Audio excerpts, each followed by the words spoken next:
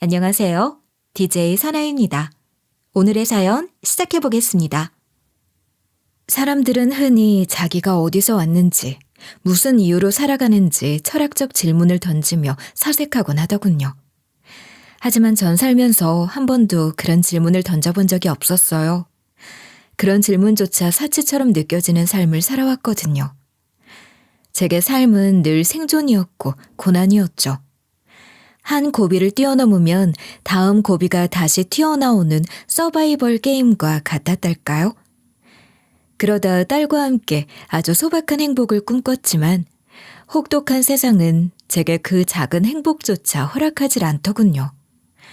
정말이지 세상이 원망스럽기만 했습니다. 그렇게 배신과 고통 속에서 하루하루를 버티던 제게 정말이지 생각지도 못한 한 줄기 희망이 찾아왔어요. 상상조차 못했던 비밀과 마주하며 제 인생은 완전히 바뀌었죠. 제가 들려드릴 사연은 제가 어떤 고난을 겪었고 어떻게 모든 걸 이겨내며 새로운 삶을 시작했는지에 대한 이야기예요. 제 삶에 관한 이 작은 얘기가 누군가에게 작은 용기와 희망이 될 수 있기를 바라며 지금부터 시작해 보겠습니다. 저는 부모님을 어릴 적 여의었어요. 누가 절 두고 간 건지 길을 잃고 헤매다 거기에 제 발로 찾아간 건지 모르겠지만 수녀원 앞에 멀뚱히 서 있는 저를 그곳의 수녀님들이 발견해 거두어 주셨다고 해요. 그렇게 전 수녀원에서 자라게 되었습니다. 수녀원에서의 삶은 아주 제한적이고 보수적이었고 무엇을 해야 하고 하지 말아야 하는지 그 기준이 아주 분명했어요. 제가 기억하는 수녀원에서의 일상은 철저한 원칙과 규칙으로 가득했죠. 매일 아침 기도 시간을 시작으로 하루가 시작됐습니다. 새벽 5시에 종이 울리면 모두 잠에서 깨어나 씻고 정해진 자리로 모여야 했어요. 기도는 항상 정해진 문구로 이루어졌고 그 문구를 틀리거나 시간을 어기면 벌을 받았습니다. 벌이라고 해도 무섭거나 폭력적인 건 아니었지만 오랜 시간 무릎을 꿇고 앉아있거나 한 번 더 기도문을 외워야 했던 일이 많았어요. 저희는 어릴 적부터 수녀원 바깥에서 어떻게 행동해야 하는지도 배웠죠. 말투부터 행동 하나하나까지 주의해야 했어요. 말은 항상 공손하게 해야 했고 웃음소리나 목소리가 커도 안 됐습니다. 밖에 나갈 일이 있으면 반드시 정해진 시간 안에 돌아와야 했고 마음대로 움직이는 건 절대 허락되지 않았어요. 저희는 또래 아이들이 하는 평범한 놀이도 할 수 없었어요. 까르륵거리며 뛰노는 대신 조용히 앉아 성경을 읽었고 일요일 미사 준비로 시간을 보냈습니다. 학교가 끝나고 돌아오면 수녀님들이 내주는 숙제를 하고 기도문을 외우는 게 제 일상이었죠.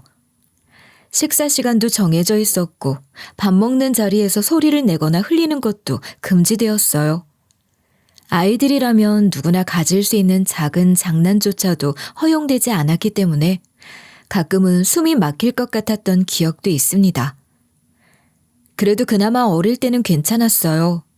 이런 생활이 그저 당연한 것처럼 느껴졌고 모두가 그렇게 사는 줄 알았으니까요. 하지만 사춘기가 시작되면서 모든 것이 달라졌어요. 세상을 조금씩 알아가기 시작할수록 제 삶이 견딜 수 없이 답답했어요. 또래 친구들이 부모님과 함께 생활하는 모습을 볼 때마다 비교하게 되었고 저는 왜 이런 삶을 살아야 하는지 의문도 들었죠. 학교에서도 매번 문제투성이었어요. 수녀원에서 지낸다는 이유만으로 친구들에게 놀림을 받는 일이 많았어요. 부모도 집도 없는 애라는 이유로 따돌림을 당하기 일쑤였고 이 문제로 방황을 하기 시작했죠. 그런 환경 탓에 수녀원에서의 생활도 힘들어지기 시작했어요.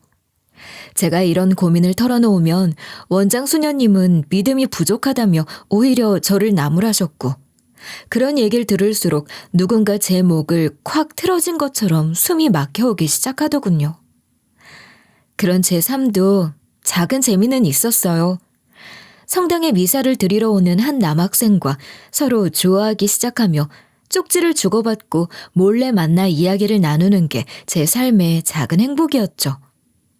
단순한 호기심이었고 그 이상의 일들은 상상도 하지 못하던 나이였어요. 그런데 이 일이 원장 수녀님께 알려졌고 저는 그날 엄청난 꾸지람을 들어야 했습니다. 원장 수녀님은 절 불러 세우시고 말씀하셨어요. 하느님 앞에서 부끄러운 행동을 했다. 절대 용납할 수 없다면서 모두가 보는 앞에서 벌을 줬고 그날 이후 저는 더 큰 반항심을 품게 되었던 것 같아요. 왜 전 친구들처럼 평범하게 살 수 없는지 원망스러웠던 거죠. 그때가 고등학교 2학년이 되었을 무렵이었고 전 결국 수녀원을 도망치기로 결심했습니다. 더 이상 이런 삶을 더는 살 수 없다는 생각이 머릿속을 가득 채웠어요. 수녀가 되고 싶은 마음도 계속 이런 생활을 하고 싶은 마음도 없던 저는 더 넓은 세상으로 박차고 달려나가고 싶은 마음으로 가득했어요. 일단 나가기만 하면 뭐든 할 수 있을 것만 같았죠. 그날 밤 가방 하나에 제 옷 몇 벌을 챙기고 몰래 수녀원을 나왔습니다. 하지만 막상 밖으로 나오고 나니 막막했어요. 자유를 찾겠다는 생각만으로 뛰쳐나왔지만 제가 가진 건 아무것도 없었으니까요. 고등학교도 졸업하지 않았고 돈도 없었어요.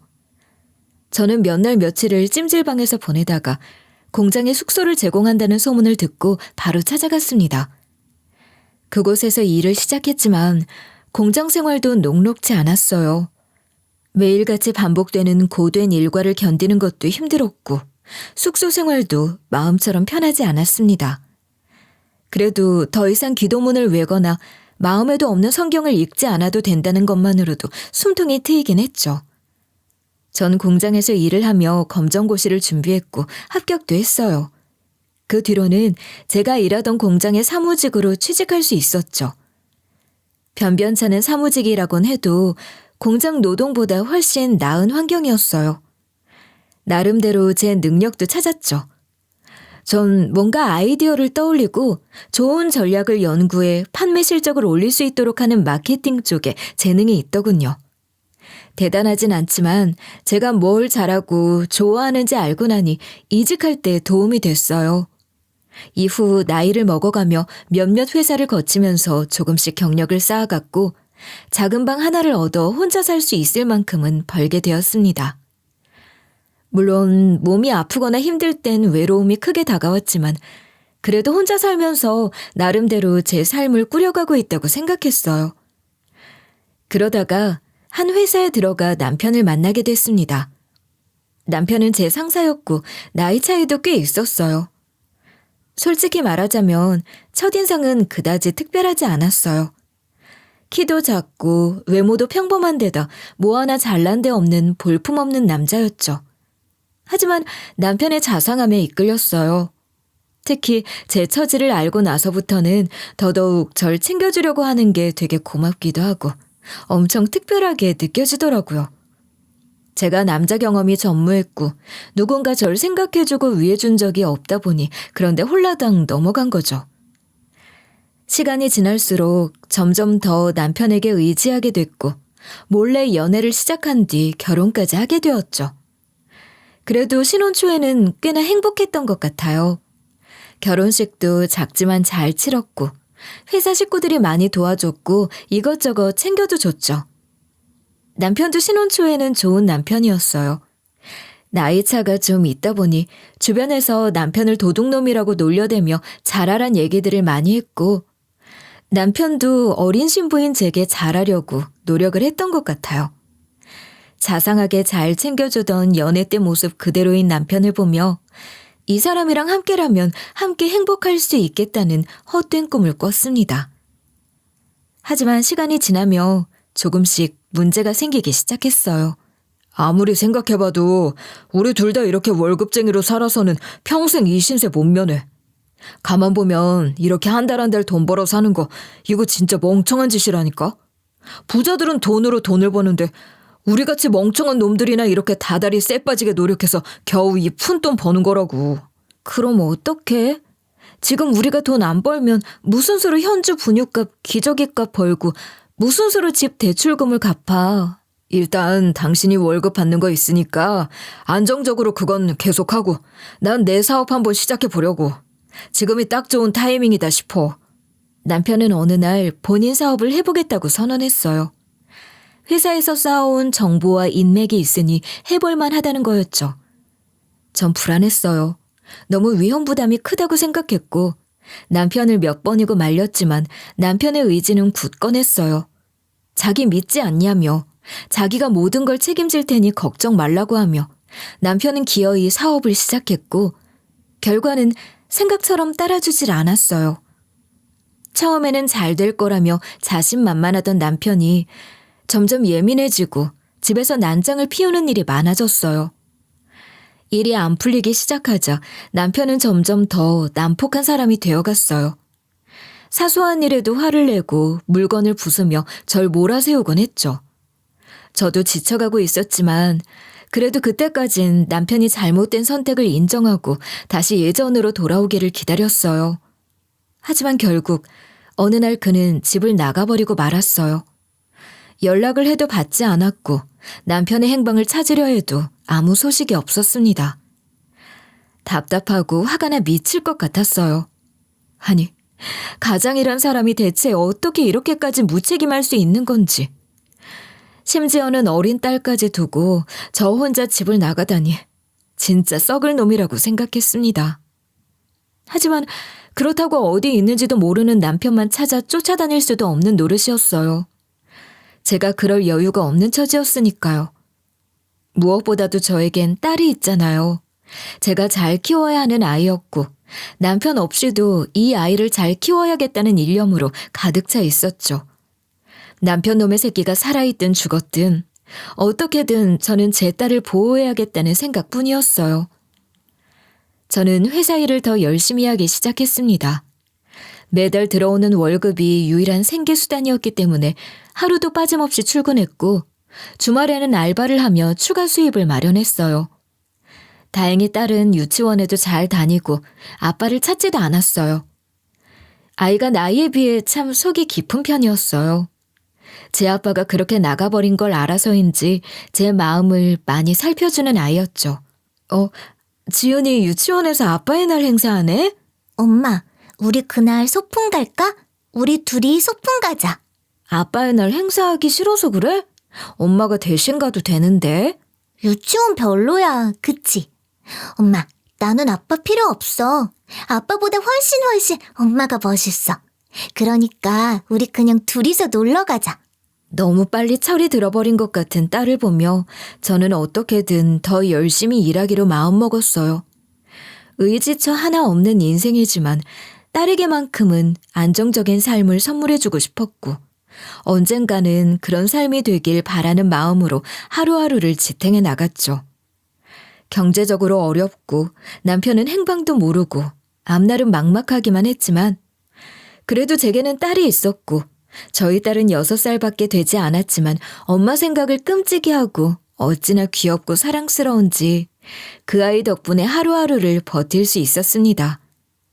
힘든 날에도 딸이 제게 달려와 안길 때면 모든 고민이 잠시 사라지는 것 같았어요. 딸은 혼자서 그림을 그려 제게 선물로 주기도 하고 집안일을 돕겠다고 어설프게 청소도구를 끌고 다니며 절 웃게 만들곤 했습니다.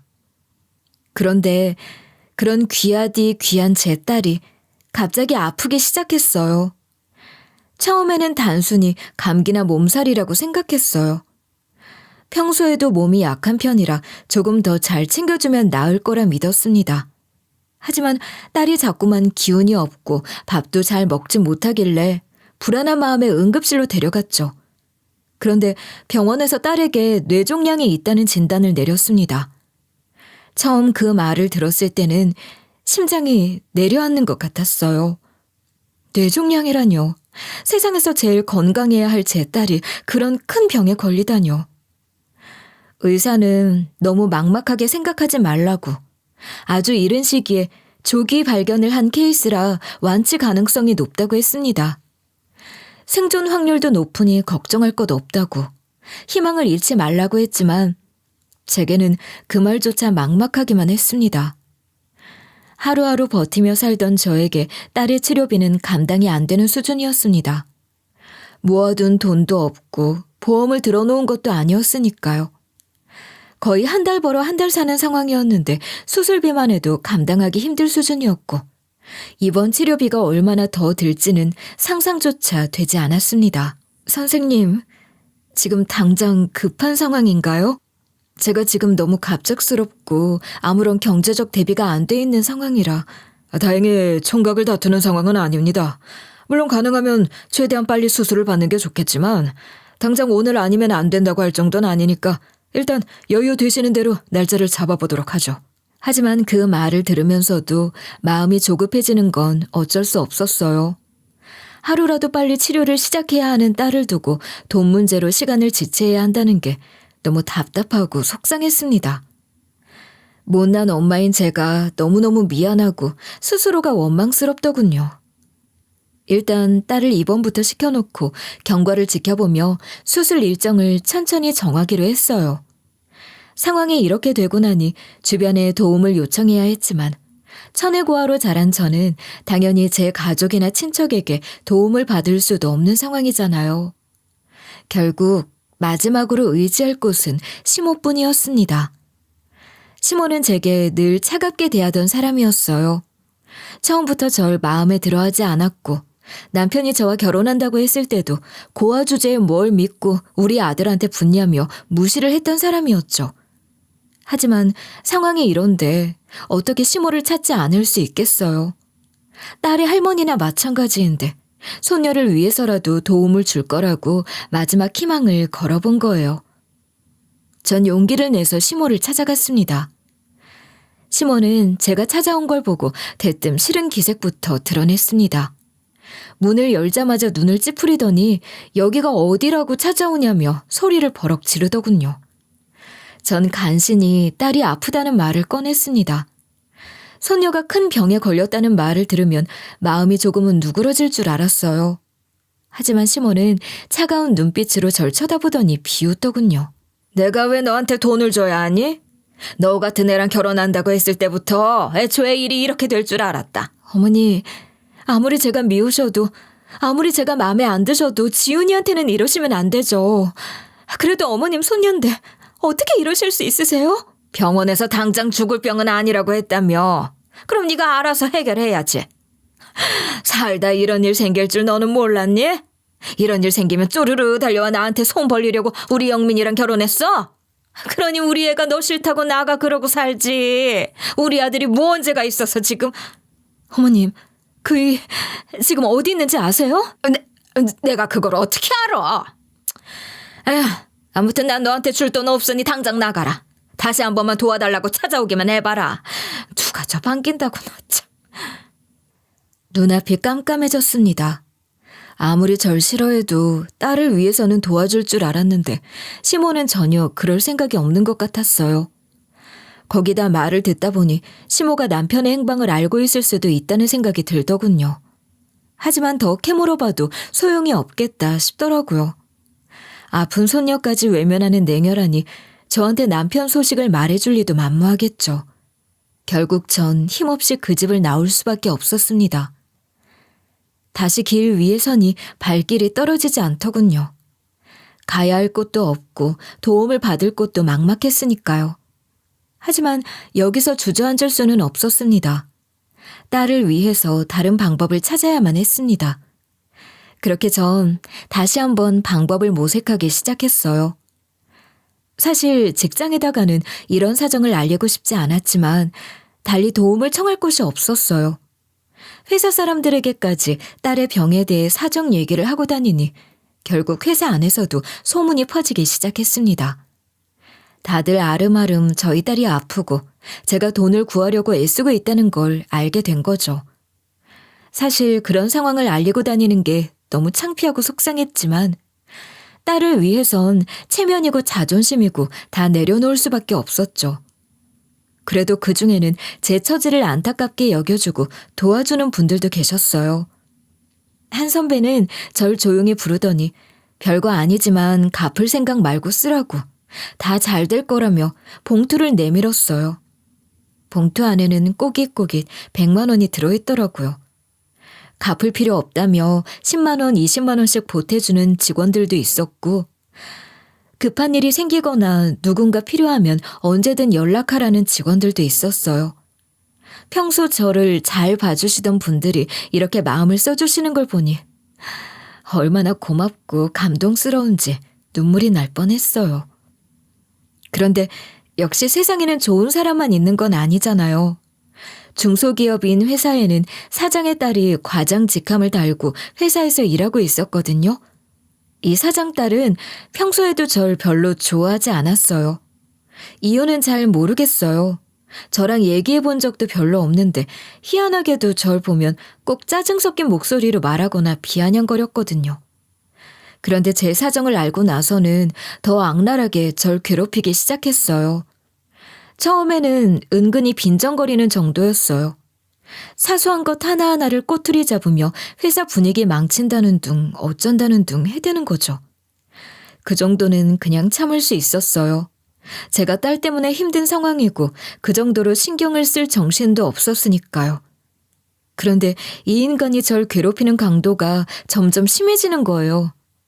하루는 절 부르더니 어디 가서 구걸이나 하고 있지 왜 여기까지 와서 민폐냐. 혼자 훌쩍거릴 거면 딴 데 가서 해라 하며 대놓고 면박을 주더라고요. 자식이 아파 걱정이 태산인 사람한테 어떻게 그런 식으로 말을 할 수가 있는지. 하지만 거기서 끝나지 않았어요. 돈이 필요하다는 걸 이용해 갖은 일로 부려먹기 시작하는 거였죠. 어이 한나씨, 이따 우리 집 가서 내 옷 좀 챙겨올래? 네? 과장님 옷을 왜? 한나씨 돈 필요하다며. 내가 배려해서 써주는 거잖아. 심부름센터 시키면 될걸. 야근 수당에 심부름 수당까지 챙겨주면 딱딱 알아먹고 고마운 줄 알아야지. 왜는 뭐가 왜야? 어떻게 사람이 그렇게 눈치가 없니? 지 배려해주는 것도 모르고 입이 대빨 나와서는. 일부러 저에게 무리한 일을 시키거나 절 개인 한여쯤으로 부려먹는가 하면 심지어 다른 직원에게까지 제 얘기를 해대더라고요. 걔 그거 도와주는 거 진짜 생각 잘해야 돼요. 저렇게 매달리다가 결국 돈 떼먹고 사라질지 누가 알아요? 오죽하면 남편도 처자식 버리고 나간 여자예요. 우리가 모르는 무슨 일이 있는지 모른다고. 구하라는데 믿을 게 뭐 있어요? 다들 조심하세요. 내가 걱정이 돼서 그래요. 기가 딱 차더라고요. 제가 선배들을 의지할까봐 미리 그런 말로 마음을 흔드는 거겠죠. 어떻게 사람이 이렇게까지 악랄할 수 있는 건지 진짜 해도 너무한다 싶었어요.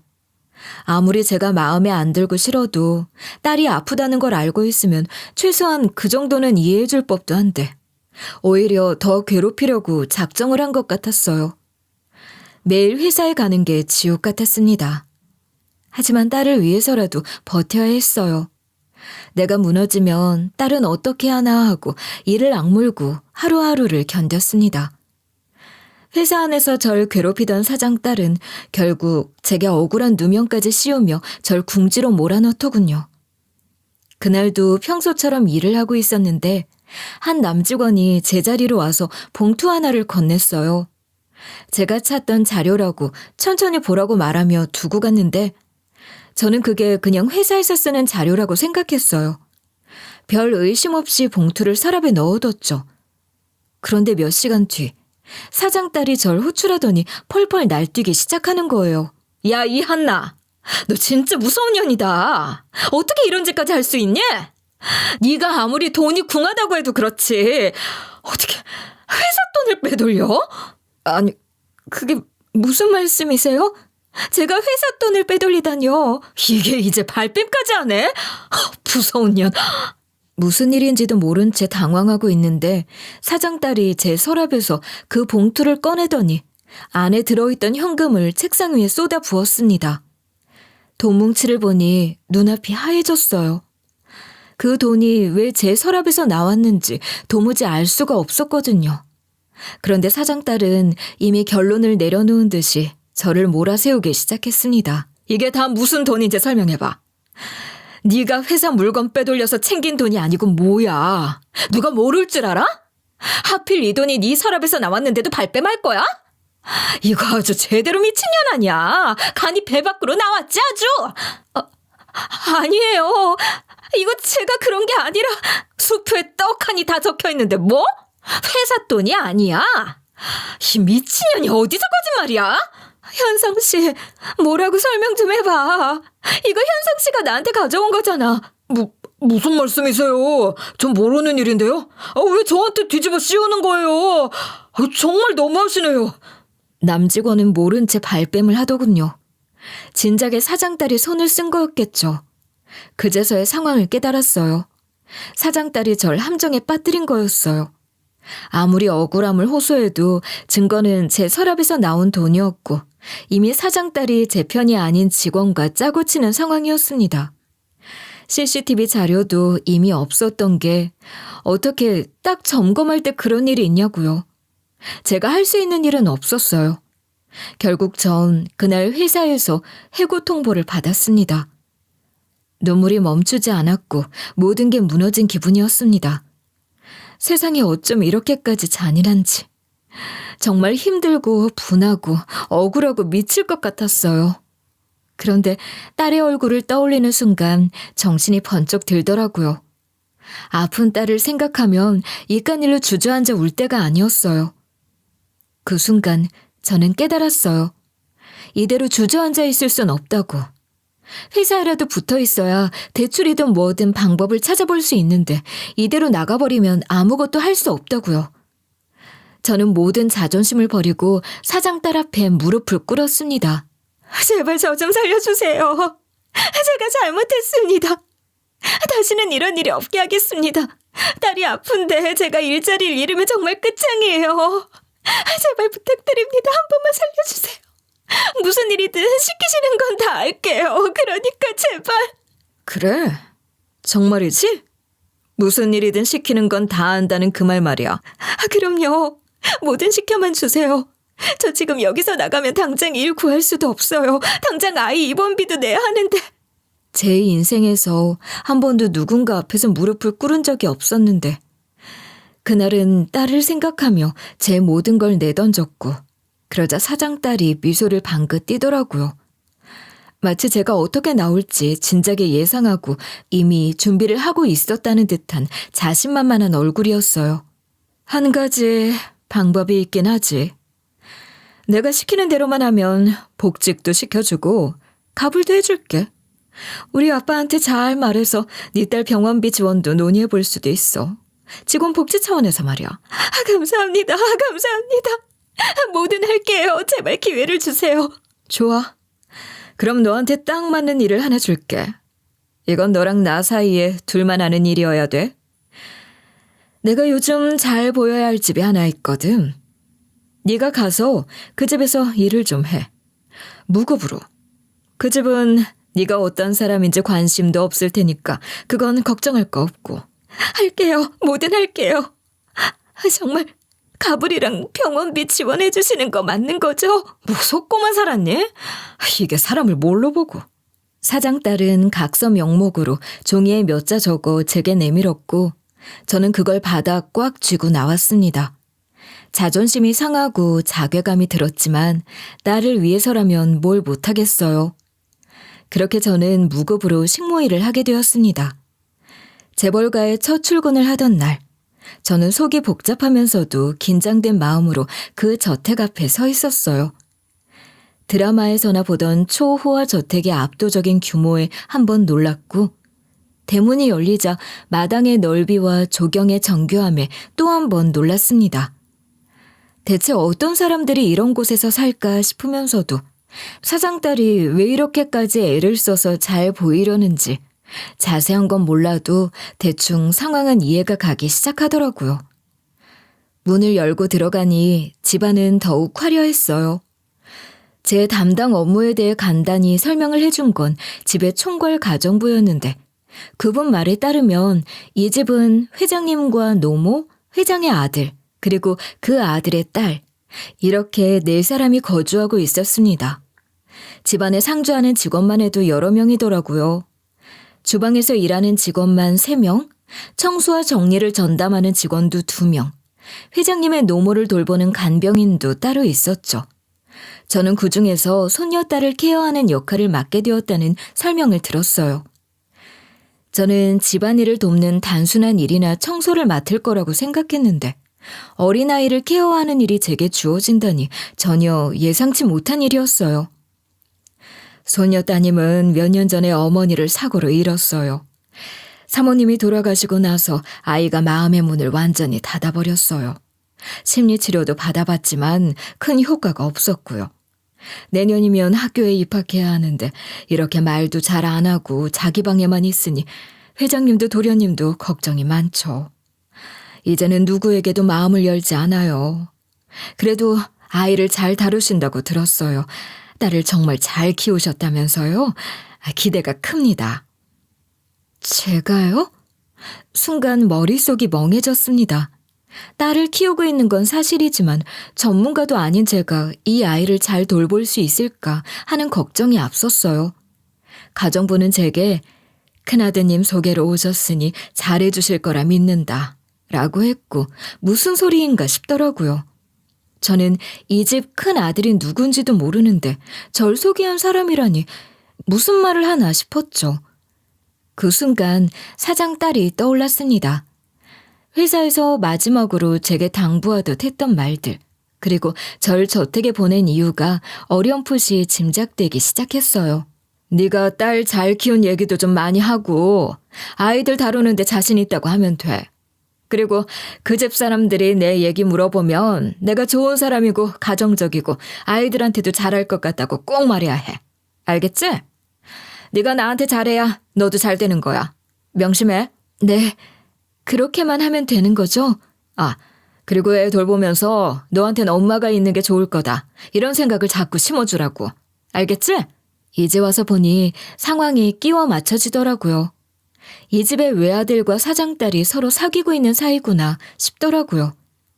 그렇지 않아도 사장딸이 요즘 부잣집 남자를 하나 물었다는 둥 하는 가십거리를 직원들이 얘기하는 걸 들은 적이 있는데 그게 바로 이 집 남자였던 거죠. 사장딸은 이 남자에게 잘 보이기 위해서 그리고 그 남자의 아이와 가까워지기 위해 절 이곳으로 보낸 거였고요. 총괄 가정부가 절 손녀딸의 방으로 안내하며 말했습니다. 요나는 워낙 예민하고 사람을 경계해서 다가가기 쉽지 않을 거예요. 다들 처음에는 잘해보려고 했었지만 결국 다 포기했어요. 혹시라도 아이가 힘들어하거나 싫다고 하면 너무 무리하지 마세요. 천천히 다가가면 됩니다. 네, 명심할게요. 문이 열리고 방 안으로 들어가니 작은 체구의 아이가 창가에 앉아 있었어요. 제 나이 또래 아이들처럼 활발한 기운이라고는 찾아볼 수 없었고 마치 시간 속에 갇혀버린 사람처럼 고요하고 정적이 감돌더군요. 아이는 저를 힐끗 쳐다보더니 바로 다시 창밖으로 고개를 돌렸어요. 저는 아이에게 천천히 다가가 말을 걸었지만 아이는 아무런 대답도 하지 않았어요. 저는 눈만 꿈뻑거리는 아이에게 제 어린 시절 이야기를 들려주기 시작했어요. 엄마도 아빠도 없이 수녀원에서 자란 이야기를 하기 시작했고 엄마 잃은 슬픔에 잠긴 아이에게 조금은 위안이 되지 않을까 싶었거든요.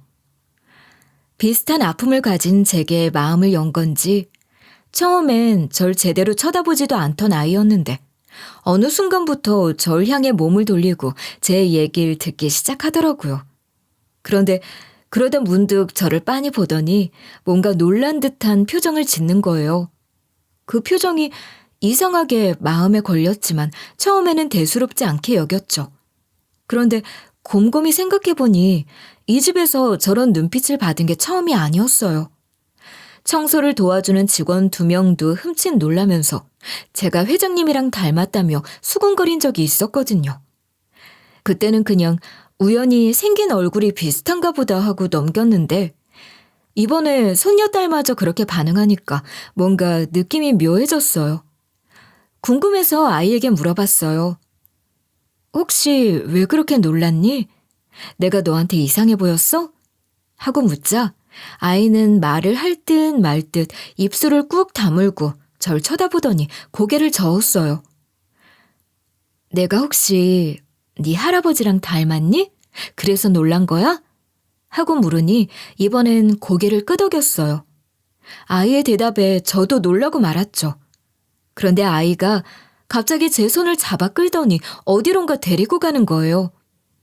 아이는 거실 구석에서 작은 상자를 꺼내오더니 열었어요. 안에는 사진첩이 들어있었어요. 아이가 사진첩을 펼쳐 보이자 전 깜짝 놀랐어요. 사진 속에는 어린아이의 모습이 담겨 있었는데 그 얼굴이 저랑 너무 닮았더라고요. 어릴 적 제 모습을 보는 것 같았어요. 수녀원에서 자랄 때 찍은 사진 몇 장을 간직하고 있긴 하지만 그걸 제외하면 제 어린 시절 모습은 거의 기억나지 않는데도 그 사진을 보자마자 알 수 있었어요. 저였어요. 아니, 정확히는 저와 똑같이 생긴 아이였어요. 심장이 뛰기 시작했어요. 머릿속이 복잡하게 얽히는 것 같았어요. 혹시나 하는 생각에 가슴이 막 두근거렸죠. 그날 저녁, 저는 귀가하던 회장과 마주치게 됐어요. 회장은 절 보자마자 발걸음을 멈추더니 놀란 표정으로 절 바라봤어요. 순간 온 몸이 얼어붙는 것 같았어요. 회장은 한참 저를 바라보더니 마치 확인이라도 하듯 제게 이름을 물었어요. 얼떨결에 제 이름을 말했죠. 그러자 이번엔 고향이 어디냐고 물었어요. 저는 당황했지만 대답했어요. 부모님이 없어서 수녀원에서 컸다고 했더니 회장은 한참 말없이 절 쳐다보더니 잠시 주위를 둘러본 후 네가 하고 말을 꺼내시다가 일단 오늘은 퇴근하라고 하더라고요. 저도 분위기에 압도당해 몰아대꾸도 못하고 고개만 끄덕인 채 저택을 나왔어요. 그날 밤은 도저히 잠이 오지 않았어요. 사진첩 속 그 아이와 제 얼굴이 겹쳐 보였고 회장의 이상한 태도도 머릿속을 떠나지 않았어요.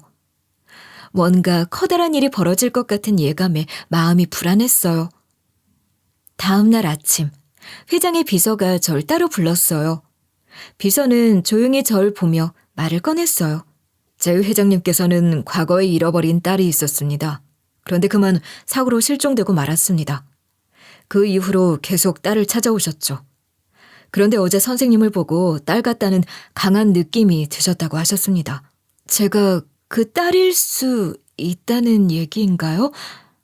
아니, 어떻게 그런 우연이 있을 수가 있죠? 혼란스러워하는 와중에 회장이 방으로 들어왔어요. 회장은 절 똑바로 바라보며 어제 절 보는 순간 잃어버린 딸 같다는 강한 직감이 왔다고 하더군요. 회장의 말에 저는 떨리는 손으로 가방에서 사진 한 장을 꺼냈어요. 어제 손녀분이 보여준 사진을 봤는데 제 어릴 적 모습과 너무 닮아서 저도 놀랐습니다. 그래서 어릴 적 사진을 찾아서 가져와 봤어요. 이건 제가 수녀원에서 살 때 찍은 사진입니다. 이렇게 똑같을 수가. 잃어버린 제 딸과 너무 닮지 않았습니까? 회장의 목소리는 떨리고 있었습니다. 그렇게 저희는 함께 DNA 검사를 진행하기로 했어요. 결과를 기다리는 동안 서로의 마음이 얼마나 복잡했는지 몰라요. 회장은 35년 만에 잃어버린 자식을 찾을 수도 있는 상황이었고 저는 한 번도 상상하지 못했던 부모를 만날지도 모르는 상황이었으니까요. 그리고 며칠 뒤 결과가 나왔어요. 그 결과지는 회장의 손에 들려 있었고 회장은 천천히 그걸 열어보더니 눈물을 흘리기 시작했어요. 결과는 제가 회장의 친딸이 맞다는 내용이었어요. 그 순간 눈물이 왈칵 쏟아졌어요.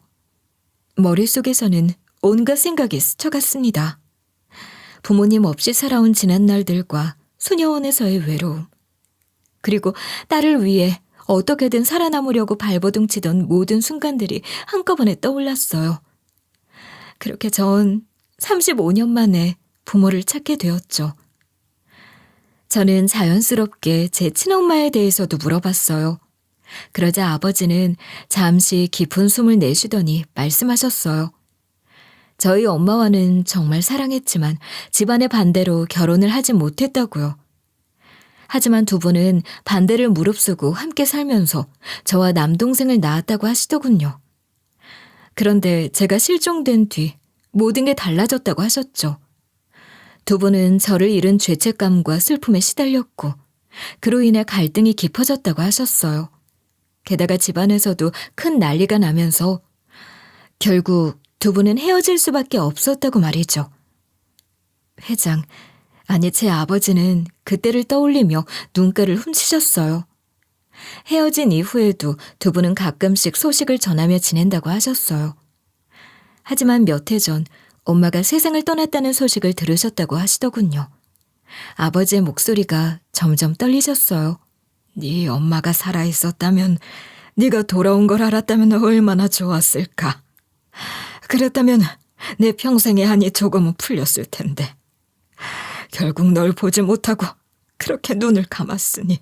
아버지는 결국 눈물을 참지 못하시고 흘리셨어요. 그 모습에 저도 가슴이 아팠고 복잡한 감정이 밀려왔습니다. 아버지는 엄마와 헤어진 뒤에도 집안의 정략 결혼 압박을 끝내 거부했다고 하셨어요. 결혼은 하지 않았지만 아들 하나, 그러니까 제 남동생만 키우며 살아오셨다고 했어요. 아버지의 말투에서는 남동생에 대한 사랑과 애정이 가득 느껴졌어요. 그런데 솔직히 저는 남동생이라는 존재가 좀 걱정스럽더라고요. 아버지야 당연히 딸을 찾은 게 기쁘시겠지만 남동생 입장에서는 생전 본 적도 없는 누군가가 30년도 훌쩍 넘은 시간 만에 갑자기 나타나 자식이라 하면 기분이 좋지 않을 수도 있잖아요. 특히 이 집이 재산도 많고 유산 문제도 얽혀 있을 텐데 제가 그걸 노리고 온 게 아니냐고 오해할까 봐 걱정도 됐죠. 하지만 그런 제 걱정은 완전히 기우였어요. 남동생은 오히려 절 반갑게 맞아줬어요. 제가 기억이 나지 않는 어린 시절에 대해 이야기를 꺼내더라고요. 저희는 1살 차인데 어릴 때 제가 자기 코 닦아주고 인형놀이도 같이 하며 참 잘 챙겨줬다고 했어요. 그때가 너무 그리웠다고 하면서 갑자기 눈물을 보였어요. 정말 누나 맞냐며 절 와락 끌어안더라고요. 그 모습에 저도 마음이 놓이면서 동시에 울컥했어요. 한참을 그렇게 울다가 저희는 서로에게 미처 못했던 이야기를 풀어놓기 시작했어요. 남동생은 제가 갑자기 사라진 뒤 얼마나 힘들었는지, 어린 마음에 누나를 찾겠다고 집을 뛰쳐나가려 했던 일까지 꺼내며 그동안의 마음을 털어놨어요. 저는 그런 동생이 참 안쓰럽고 미안했어요. 남동생은 그동안 저를 잃어버린 사실이 아버지에게도 자신에게도 평생 지워지지 않는 상처로 남아있었다고 하더군요. 그래서 누나를 찾는다는 소식이 전해지면 아버지보다 자기가 더 초조했다고 하더라고요. 정말 상상조차 하지 못한 계기로 가족을 만나게 됐고 더구나 더더욱 상상조차 못했던 어마어마한 부잣집의 딸이란 사실은 제게 너무나 큰 충격이었고 그 기쁨에 심취할 시간도 부족했지만 제겐 더 급한 문제들이 남아있었어요. 아무리 제 삶이 뒤바뀌었어도 저희 딸의 건강이 먼저였으니까요. 저는 저희 딸의 병과 제 처지를 아버지와 남동생에게 솔직히 털어놨고 둘은 곧바로 행동에 나섰어요. 아버지는 병원 관계자에게 직접 연락하셨고 저희 딸은 최고급 VIP 병동에 입원하게 됐어요. 병원장까지 직접 찾아와 인사를 건넬 정도로 세심하게 신경을 써줬고 매일 딸의 상태를 확인하며 치료 방향을 논의했어요.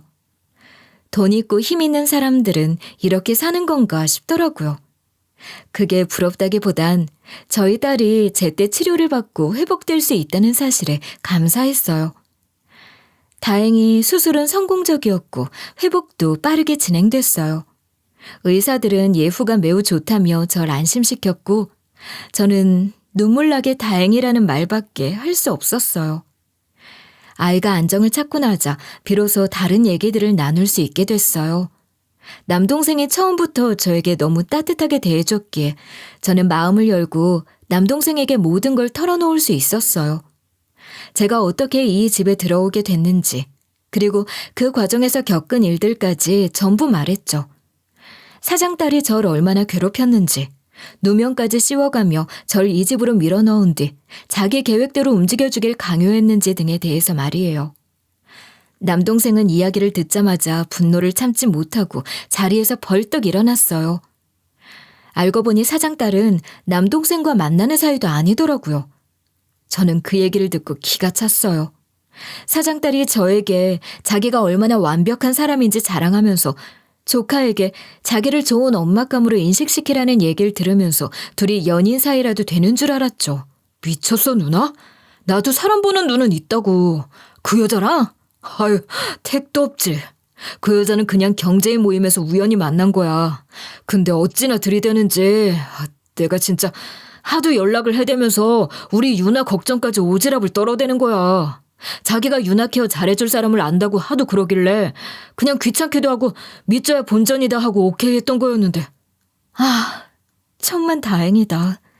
난 또 네가 우리 사장딸이랑 정말 깊은 사이면 어쩌나 내가 얼마나 걱정을 했는지 알아? 그런 여자랑 내 동생이 상상도 하기 싫어. 너무 끔찍해. 그보다 누나, 그런 인간을 어떻게 참고 살았어? 그거 절대 가만두면 안 되겠는데? 남동생은 화를 참지 못하며 사장딸이 자신을 쫓아다닌 방식과 저에게 한 짓들을 낱낱이 밝힐 계획을 세우기 시작했어요. 저 혼자서는 할 수 없던 복수를 남동생의 도움으로 할 수 있게 됐죠. 며칠 뒤 남동생은 경제인들이 모이는 큰 행사에 사장딸을 초대했어요. 이 행사는 각계각층의 저명한 인사들이 모여 네트워킹을 하는 자리였어요. 사장딸은 이 자리에 참석하면 남동생과 더 가까워질 기회라고 생각했는지 흔쾌히 수락하더군요. 사장딸은 평소보다 더 화려한 옷차림으로 등장해 사람들의 이목을 끌었어요. 남동생은 일부러 사장딸을 행사장 중앙으로 끌어냈어요. 그리고 마이크를 잡고 청중 앞에서 발표를 시작했죠. 전 행사장 한켠에서 상황을 지켜보고 있었습니다. 특별한 자리에서 특별한 분을 소개하고 싶다며 누군가를 소개하는 멘트를 하자 사장딸은 자기가 소개될 거라고 확신하는 미소를 짓더군요. 제게 아주 특별한 관심을 가지고 끊임없이 절 도와주려 애쓴 분입니다. 덕분에 오늘 저는 정말 중요한 진실을 알게 되었죠. 남동생은 대형 스크린에 사장딸이 절 괴롭히고 협박했던 증거들을 띄우기 시작했어요. 사장딸은 당황한 표정으로 남동생을 바라봤지만 이미 늦은 뒤였죠. 사장딸이 제게 보낸 메시지들, 저를 이 집으로 보낼 때 했던 협박, 그리고 회사를 뒤에서 조종하며 벌였던 비리들까지 모두 공개됐어요. 청중들은 하나같이 놀란 표정으로 화면을 바라봤고 사장딸은 얼굴이 실시간으로 하얗게 질려가고 있었어요. 남동생은 차분하면서도 날카롭게 사장딸의 행동을 비판했어요. 제게 했던 행동들이 단순한 갑질을 넘어선 범죄 행위였고 가족을 위해 고군분투하는 한 사람의 삶을 짓밟은 행위라고 지적했죠. 그뿐 아니라 제 남동생에게 접근하며 했던 허세와 거짓말도 모두 드러냈어요. 사장딸은 점점 더 작아지는 목소리로 변명을 늘어놓으려 했지만 이미 돌이킬 수 없는 상황이었죠. 행사가 끝난 뒤 사장딸은 완전히 망신을 당했습니다. 이미 모든 행동들이 업계에 퍼지며 회사 이미지에도 큰 타격을 줬고 결국 사장은 딸을 회사에서 물러나게 할 수밖에 없었죠. 그렇게 사장딸에 대한 복수를 마친 찰나 잊고 있던 남편놈이 마침 타이밍도 좋게 제 앞에 나타나더군요. 제 소식을 대체 어떻게 들었는지 갑자기 나타나서는 병원에까지 찾아와서 얼굴을 들이밀며 한없이 착한 척을 해대는데 기가 막혔어요. 마치 몇 년간 연락 한 번 없던 사람처럼 구는 건 잊은 모양이었죠. 자기는 저랑 딸을 내팽개친 게 아니라 우리 식구들 먹여 살리려고 바다에서 배를 탔다는 둥, 연락을 못한 게 다 저를 위해서였다는 둥. 진짜 듣고 있자니 말 같지도 않은 소리였어요. 그럴 거면 그 전에 얼굴이라도 비쳤어야지. 저랑 딸이 집에서 먹을 것조차 없어 발버둥 칠 때는 어딜 갔었는지 생각만 하면 분통이 터졌어요. 그래서 대체 내 소식을 어떻게 알았냐고 물었더니 알고 보니 이 인간 사장딸이랑 꽤 오래전부터 그렇고 그런 사이였다는 거예요. 제가 눈치를 못 챘던 것도 한심했지만 그보다 사장딸이 절 그렇게 악착같이 괴롭힌 이유가 고작 그런 거였다니 분노가 치밀었어요. 사장딸이 남편이랑 몰래 만나면서 제가 안 입고 어서 일부러 절 더 짓밟으려고 했던 거였죠. 대체 이 인간이랑 어떻게 살아왔던 건지 돌아보면 제 자신이 정말 바보 같았습니다. 남편 놈은 어떻게든 재결합을 해보려는 듯 눈물을 흘리며 애원을 했어요. 미안하다. 다시는 안 그러겠다. 새 사람이 될 거라는 헛소리를 했지만 전 단칼에 거절했어요. 그런 쓰레기 같은 사람과 다시 합칠 거라면 차라리 혼자가 낫겠더라고요. 애초에 저희 딸을 내팽개치고 도망갔던 인간이 무슨 염치로 다시 돌아오겠다고 하는지 이해할 수 없었어요. 그런데 여기서 끝이 아니었어요. 시모가 어떻게 알았는지 갑자기 나타난 거예요. 저는 그 사람이 아들 소식을 전부 알고 있었으면서도 제가 찾아갔을 땐 모르는 척 했던 게 너무나 화가 났어요. 돈도 필요 없으니 딸 수술 좀 도와달라고 애원했을 땐 손살을 치더니 이제 와서 아버지의 권력을 보고는 태도를 싹 바꿨더라고요. 대체 어떤 배짱으로 그런 짓을 하는지 어이가 없었어요. 이 모든 사실을 알게 된 아버지는 분노를 참지 않으셨어요. 평생을 자기 딸을 찾으며 살아온 아버지가 딸과 손녀를 이렇게 만든 사람들을 가만두실 리가 없었죠. 먼저 아버지는 남편의 그간의 행적에 대해 조사하셨어요.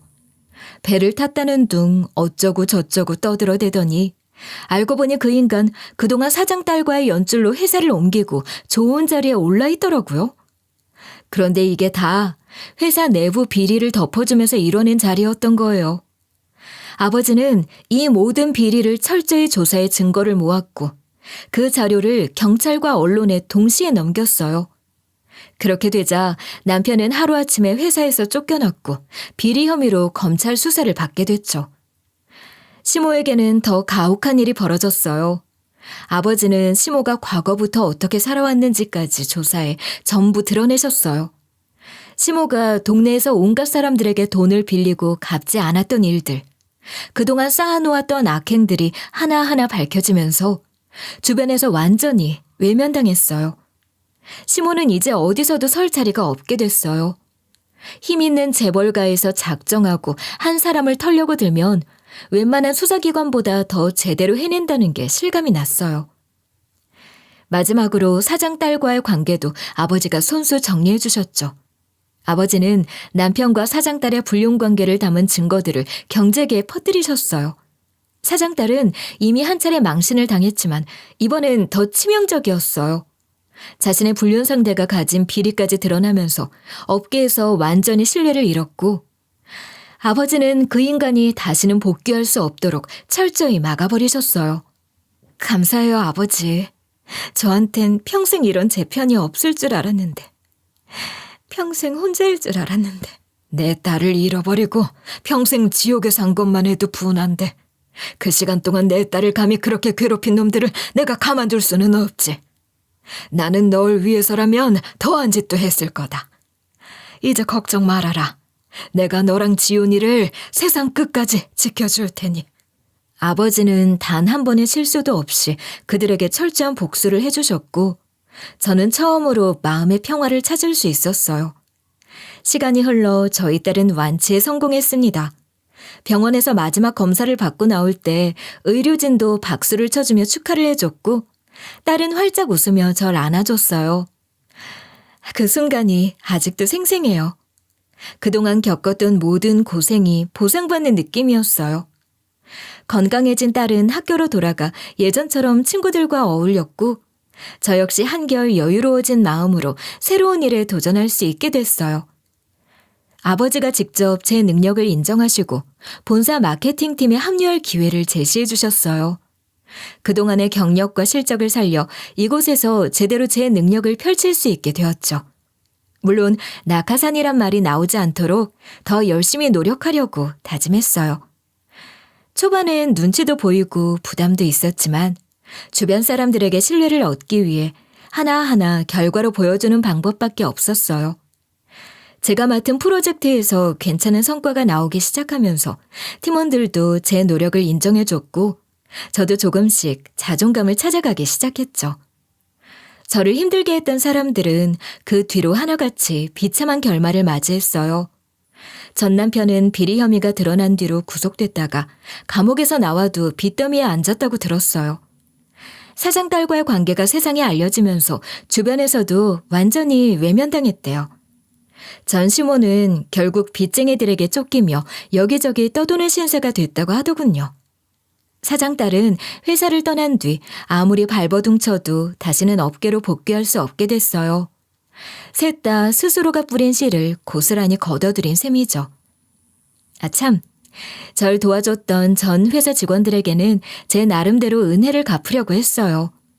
예전에 저와 함께 부당한 일을 겪었던 동료들에게 새 직장을 추천해주거나 아버지 회사로 이직할 기회를 마련해줬어요. 특히 절 끝까지 믿어주고 도와줬던 두 직원은 지금 저희 팀으로 함께 일하고 있어요.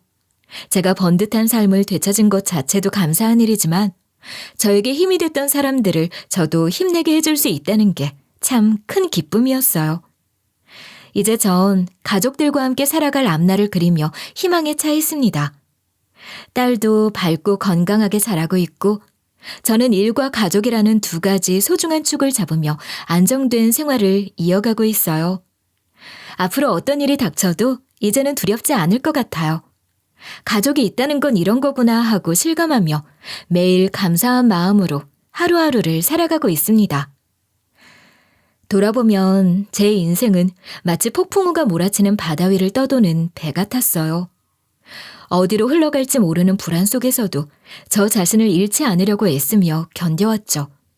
그리고 제가 얻은 가장 큰 깨달음은 어떤 어려움 속에서도 자신을 포기하지 않는 용기가 중요하다는 거였어요.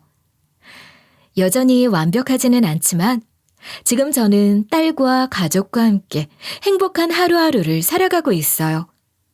제가 겪은 경험들이 누군가에게는 더 나은 선택을 할 수 있는 작은 위로와 희망이 되었으면 좋겠습니다. 긴 이야기를 들어주셔서 진심으로 감사드립니다.